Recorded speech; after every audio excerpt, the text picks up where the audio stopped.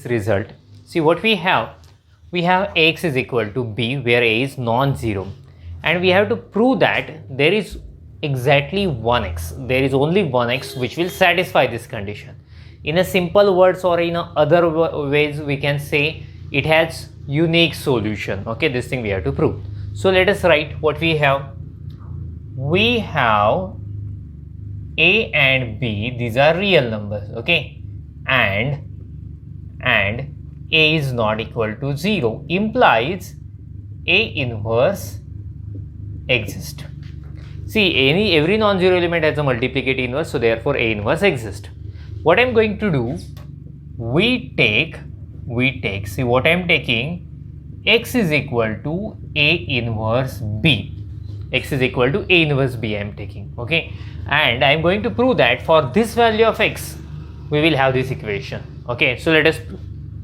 We'll start with left hand side. Consider ax is equal to b. Sorry, this thing we have to prove. No, x is equal to a. What is our x? X is a inverse b. But we know that multiplication is associative, so that's why what can we write? A into a inverse into b, because multiplication is associative. Multiplication is associative, okay, associative. So this is equal to, so a into a inverse, so these are inverse of each other and multiplication is there, so we will have 1 into b, because a inverse is multiplicative inverse of a, is multiplicative inverse of a.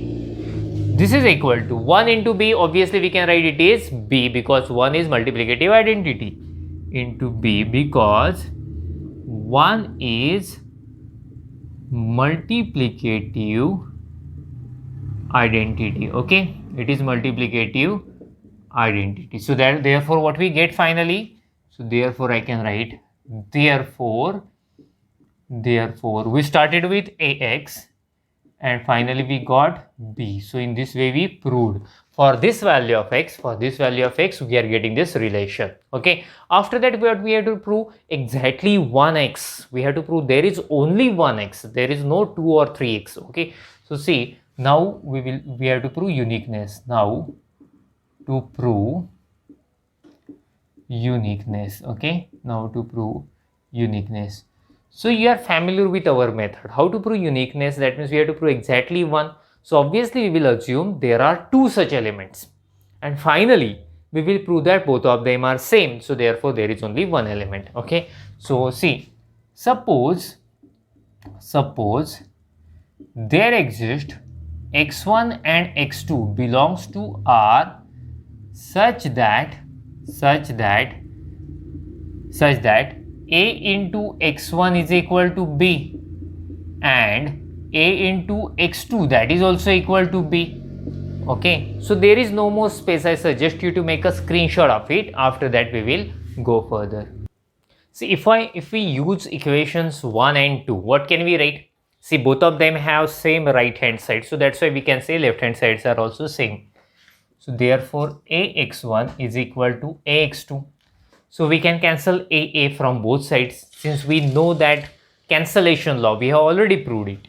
So therefore by cancellation law of multiplication, what will we get? Cancellation law of multiplication, we get x1 is equal to x2.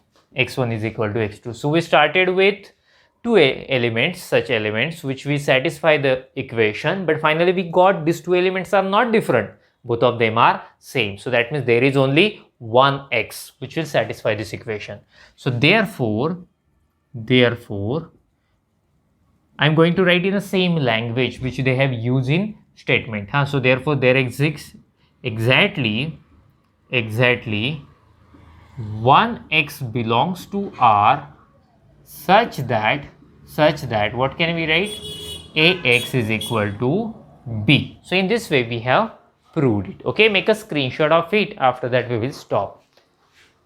Okay, just a minute, let me remove this part. Okay, this was the previous part, otherwise we will think we have continued there. Let me remove this part. Okay, so now you can make a screenshot of it. Thank you. Bye bye.